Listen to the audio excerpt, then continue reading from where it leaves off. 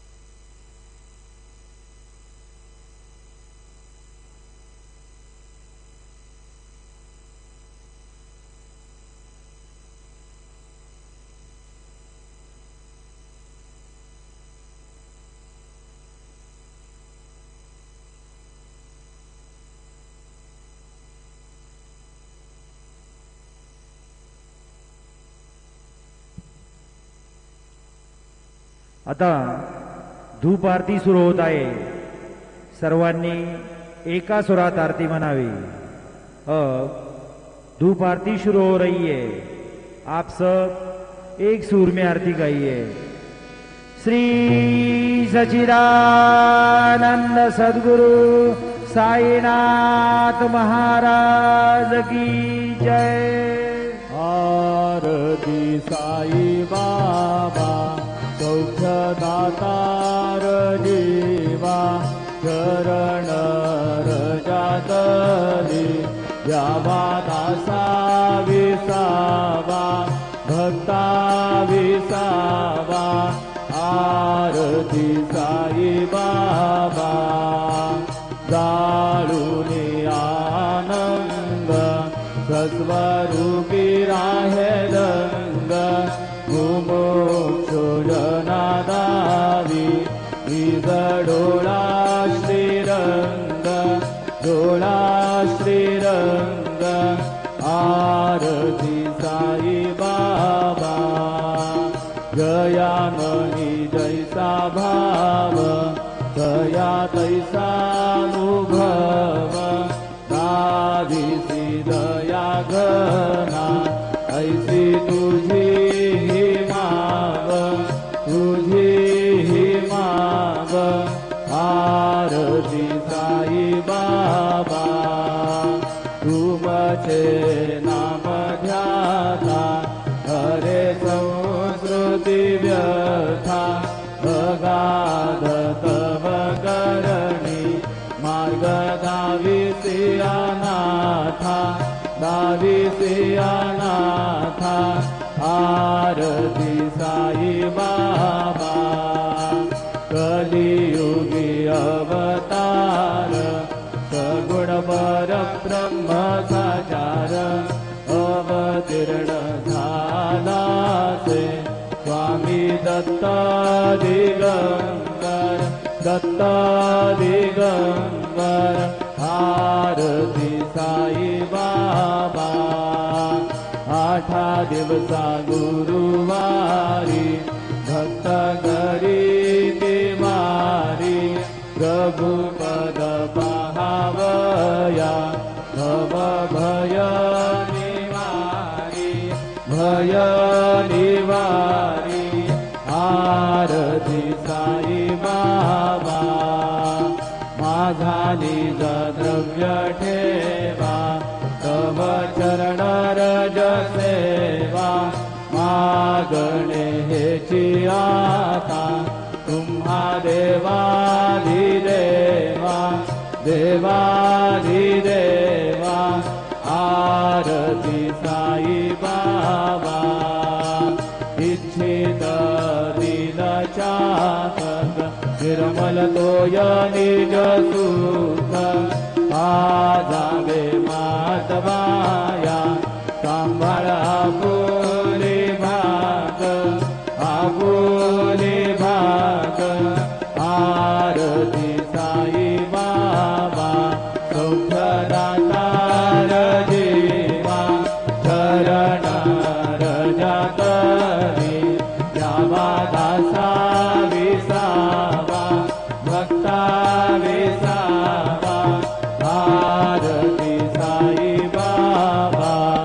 शिर्डी माझे पंढरपूर साई बाबा रमावर बाबा रमावर साई बाबा रमावर शुद्ध भक्ती चंद्रभागा भाव कुंडली गनागा कुंडली गनागा भाव कुंडली गनागा याहो अवघेदन करू बाबांचे वंदन साईंचे वंदन करू बाबांचे वंदन गणू म्हणे बाबा साई भाव भाव माझे आई भाव माझे आई भाव भाव माझे आई झालेलो टांगड बंदीन जरण डोळ्यान पाहिन रूप तुझे प्रेमे अलिंगीन आनंद पूजिन भावे वाढीन म्हणे नाम त्वमेव माता च पिता त्वमेव त्वमेव बंधुश्च सखा त्वमेव त्वमेव विद्या द्रविड त्वमेव त्वमेव सर्वं मम देव देव कायेन वाचा मनसेन्द्रियर्वा बुद्ध्यात्मना वा प्रकृति स्वभावात् करोमि यद्यत् सकलं परस्मै नारायणाय समर्पयामि अच्युतं केशवं राम नारायणं कृष्णदामोदरं वासुदेवं हरिं श्रीधरं माधवं गोपिकावल्लभं जानकी नायकं रामचन्द्रं भजे हरे राम राम राम हरे हरे हरे कृष्ण कृष्ण कृष्ण हरे हरे श्री गुरुदेव दत्त अनंता तुला दे कसे रे समावे अनंता तुला ते कसे रे नमावे अनंत मुखांचा शिडे शेष गाथा नमस्कार साष्टांग श्री साईनाथा स्मरावे मलित्वत्पदा नित्य भावे पुरावे तरी भक्तीसाठी स्वभावे करावे जगातारुणी माय दादा नमस्कार साष्टांग श्री साईनाथा वसे जो सदादा वया संत लीला दिसे आद्य लोकांतरी जो जनाला परी अंतरी ज्ञान कैवल्य दादा नमस्कार साष्टांग श्री साईनाथा वराला धला जन्म हा मानवाचा नरासार्थका साधली भूत साचा धरू साई प्रेमा गळाया हंदा नमस्कार साष्टांग श्री साईनाथा करावे करी साधन भज्ञवाला करावे अमाधन्य जुंबो निघाला मुखी घात प्रेमे पराग्रासादा नमस्कार साष्टांग श्री साईनाथा सुरादी गजांच्या पदावंदितादी शुकादी गजांते समानत्व देती प्रयागादि तीर्थे पदी नम्र होता नमस्कार साष्टांग श्री साईनाथा तुझ्या ज्या पदा पाहता गोपवादी सदा रंगलीचे स्वरूपी मिळाली हरी रास क्रीडा सवे कृष्णनाथा नमस्कार साष्टांग श्री साईनाथा तुला मागतो मागणे द्यावे करा जोडितो दीन अत्यंत भावे मोहनी राजहातारी आता नमस्कार साष्टांग श्री साईनाथा ऐसा ये बासाई दिगंबरा अक्षय रूपावतारा सर्व हि व्यापक तू धृतिसारा धनुषयात्रे कुमारा बाबा ये बा प्राशे स्नान जप प्रतिदिवसे कोल्हापुरभिक्षेत्रे निर्मल नदी तुंगा जलप्राशे निद्रामाहुरदेशे ऐकाये वा घोडे लोंबतसे वामगरे त्रिशूलडमरुधारे भक्ता वरद सदा दुःखकारे देशिलमुक्ते जारे ऐसाये वा पाये पादुका जपमाला कमण्डलो मृगशाला धारण कर सेवा नागजटा मुकुट शोभतो माथा ऐसाये वा तत्पर तुझाया जय ध्याने अक्षय ध्यान सदने लक्ष्मी वास करे विनरजने रक्षति संकट वारुणि ऐसाये वा या पर ध्यान तुझे गुरुराया दृश्य करे नयनाया पूर्णानंद सुखे काया नावे से हरे गुण गाया ऐसाये वा दिगंबरा अक्षय रूपावतारा सर्वय व्यापक तू श्रुतिसारा अनुसया त्रिकुमारा भावाये देवा सदा सत्स्वरूपं चिदानन्दगन्धं जगत्सम्भवस्थानसंहार हेतुं स्वभक्तेक्षयामानुशङ्करशयन्तं नमामीश्वरं सद्गुरु साईनाथं भवद्बान्धविदो समार्तण्डवीड्यं मनोमागतीतं मुनिर्ध्यानगम्यं जगद्व्यापकं निर्मलं निर्गुणन्वान् नमामीश्वरं सद्गुरु साईनाथं भवाम्भोधिमगनार्दितानां जनानां स्वपादाश्रितानां स्वभक्ते प्रियाणां समुद्धारणार्थं कलौ सम्भवन्तं नमामीश्वरं सद्गुरु साईनाथं सदा बिम्बवृक्षस्य मूलाधिवासात् सुधास्राविणन्ति तमप्यप्रियन्तं करुङ्गलपवृक्षादिकं साधयन्तं नमामीश्वरं सद्गुरु साईनाथं सदा कल्पवृक्षस्य तस्यादिमूले भवद्भावबुद्ध्या सबर्यादिसेवा गुणाङ्कुरवतां मुक्तिमुक्ति प्रदन्तं नमामीश्वरं सद्गुरु साईनाथम् अनेकाश्रुतागरगलीला विलासै समावेशकृतेशानवास्वप्रभावम् अहं भावहीनं प्रसन्नात्मभावान् नमामीश्वरं सद्गुरु साईनाथं सदां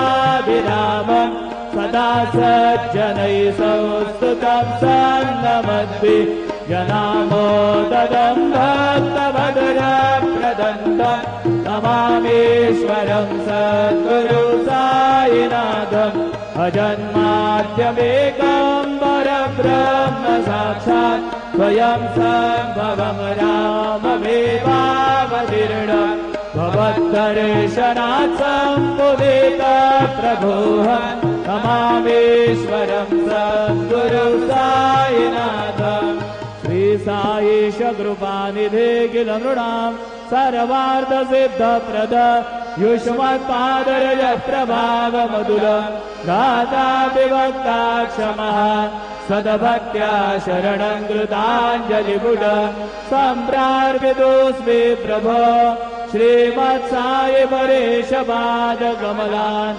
नान्यच्छरण्यं मम साई रूपधर राघवोत्तमं भक्तकाम विबुधद्रुमं प्रभुं माययोपादचित्तशुद्धये चिन्तयाम्यमर्निशं मुदा शरत्सुधांशो प्रतिभप्रकाश कृपाकपत्रं तव सायिनाथ त्वदेयमादाब्जसमाश्रितानां स्वच्छाययाता भवभागरोतु उपासनादेव सायिनाथ स्तवैरमयो वा सनिनास्तु तस्त्वं रमेन्मदोन्मे तव पादयुग्मे भृङ्ग यथाब्जे मकरन्दलुब्धः अनेकजन्मार्जितपापसंशयो भवेद्भवत्पादसरोजदर्शनात् क्षमस्व सर्वानपराधपुञ्जकान् प्रसीद सायि सद्गुरुदयानिधे श्री साईनाथ चरणामृतपूर्णचित्ता तत्पादसेवनरता सततं च भक्त्या संसारजन्यदुरितोद्धवनिर्गतास्ते कैवल्यधाम परमं समवाप्नुवन्ति सूत्रमेतत्पठेद्भक्त्या यो नरस्तन्मना सदा सद्गुरु साईनाथस्य कृपापात्रं भवेत् ध्रुवं रुसो मम प्रियाम्बिकामसवरि पितायि रुसो मम प्रियाङ्गना प्रियसुता मजायि रुसो भगिनी बन्धुहि श्वशुरसासुगायि रुसो न दत्त गुरु साई मा मजवरी कधी रुसो कुसन सुनवायित्या भजन भ्रातृजाया बुसो कुसोन प्रिय सोयरे प्रिय सगे न ज्ञाति बुसो कुसो सुहृदना सखा स्वजननाथ बन्धु बुसो हरिन गुरु साई मा मधवरी कदी रुसो कुसो न बला बुले तरुण वृद्धहीना बुसो कुसो न गुरु नागुडे वदन दोरसाने बुसो कुसो न चबले बुरे सुजन साधुहीना बुसो हरिन गुरु साई मा मजवरी कधी रुसो रुसो चतुर तत्त्ववे विबुध प्राप्य ज्ञानी रुसो हि विदुषी स्त्रिया कुशल पंडिता हि रुसो महिमतीयते भजगतापसी रुसो दत्त गुरु साई मा मजवरी कधी रुसो कवि ऋषि मुनि अनग सिद्ध योगी रुसो हि गृह देवता निकुल ग्राम देवी रुसो घन विशाच हि मलिन डाकिनी रुसो दत्त गुरु साई मा मजवरी कधी रुसो मृग गगद्रुमि अखिल जीव जन्तु रुसो विकपग्रस्तरा अचल आपगात्री रुसो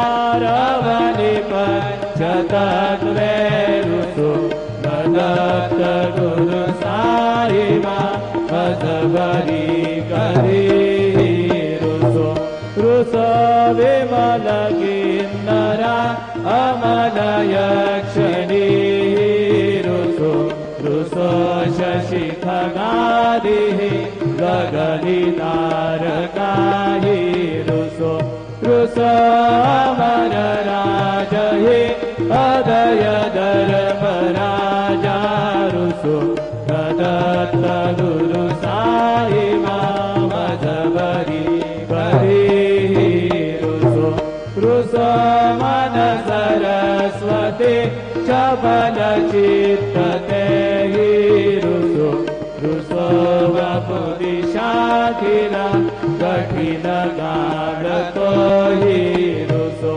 रुसो सकल विश्व हि मये तु ब्रह्म गोलम रुसो दत्त गुरु साई मामजबरी खरी रुसो विमूढ मधुनि हसो मदन मत्सरायीडसो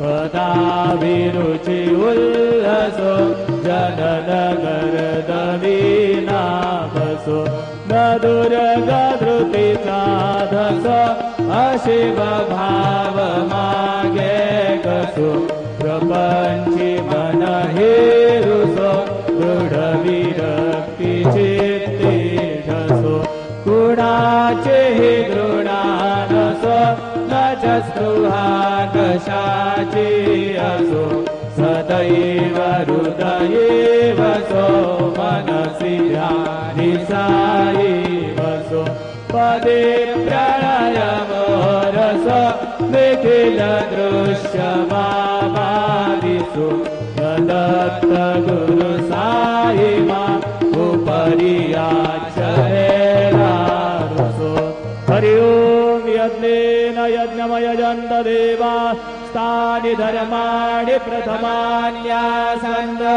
देहनागं महिमानः सजन्त यत्र पूर्वे साध्या सन्ति देवाः ॐ राजाधिराजाय प्रसह्यसायिने नमो वयं वै श्रवणाय गुरुमहे समे कामान् कामकामाय मह्यं कामेश्वरो वै श्रवणो दधातु कुबेराय वै श्रवणाय महाराजाय नमः ॐ स्वस्ति साम्राज्यं भोज्यं स्वराज्यं वैराज्यं परमेष्ठ्यं राज्यं महाराज्यमाधिपत्यमय समन्तपर्याम् ईशात् सार्वभौमः सार्वा युषान्दादा परार्धाद पृथिव्यै समुद्रपर्यन्ताया एकराळदिविदप्पेशश्लोक विगीतो मरुतः परिवेष्टारो मरुतस्यावसङ्गृहे आनिक्षितस्य कामप्रेर्विश्वे देवा सभासदैते श्रीनारायण वासुदेवाय सच्चिदानन्द सद्गुरु साईनाथ महाराज की जय। करचरणकृतं वा कायजं कर्मजं वा श्रवणनयनजं वा मानसं वा पराधं वेदमवेदं वा सर्ववेदक्षमस्व। जय जय करुणाते श्री प्रभु साईनाथ श्री सच्चिदानंद सद्गुरु साईनाथ महाराज की जय।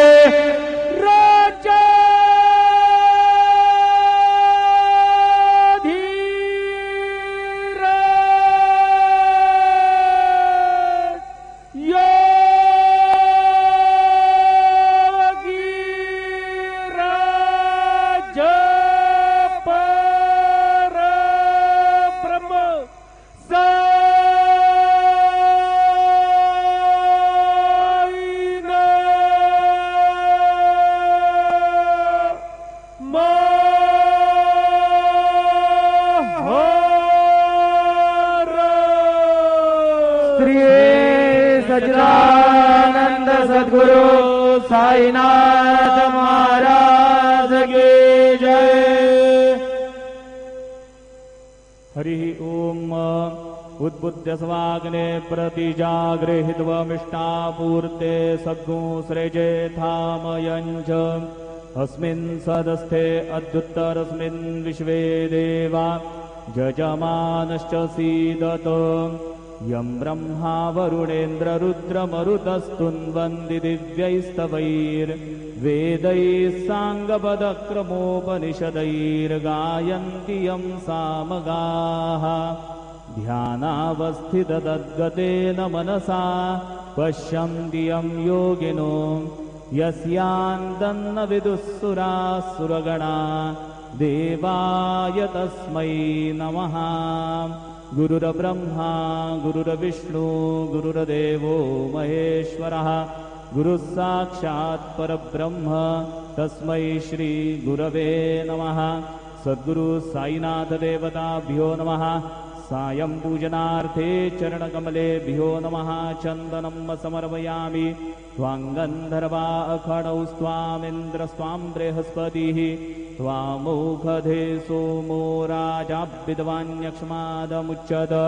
चन्दनं समर्पयामि चन्दनस्योपरि अक्षतां समर्पयामि।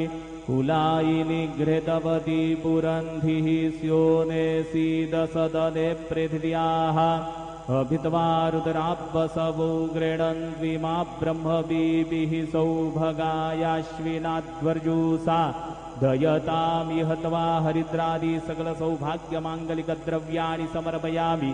ऋतुकालोद्भवपुष्पं समर्पयामि। सुमाल्यानि सुगन्धीनि मालत्यादिनि वै प्रभो मया नीतानि पूजार्थं पुष्पाणि प्रतिगृह्यताम्। ऋतुकालोद्भवपुष्पाणि समर्पयामि। सायङ्काले नैवेद्यः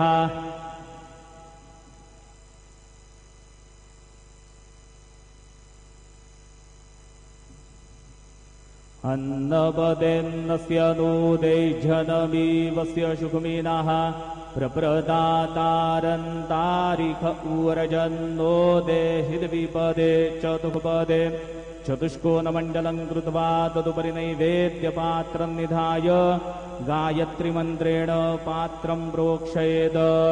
ऋतन्त्वा सत्येन परिखिञ्जामि धेनुमुद्रयाम् अमृतीकृत्य गरासमुद्रया। ॐ प्राणाय स्वाहा ॐ अपानाय स्वाहा ॐ व्यानाय स्वाहा ॐ उदानाय स्वाहा ॐ समानाय स्वाहा ॐ ब्रह्मणे नमः। नैवेद्यमध्ये पानीयं समर्पयामि। पुनर्नैवेद्यं निवेदयामि। ॐ प्राणाय स्वाहा ॐ अपानाय स्वाहा ॐ व्यानाय स्वाहा ॐ उदानाय स्वाहा ॐ समानाय स्वाहा ॐ ब्रह्मणे नमः। नैवेद्यं समर्पयामि। हस्तप्रक्षालनं समर्पयामि। मुखप्रक्षालनं समर्पयामि। शेषोपचारार्थे प्रार्थनापूर्वकनमस्कारं करोमि। श्री सच्चिदानंद सद्गुरु साईनाथ महाराज की जय।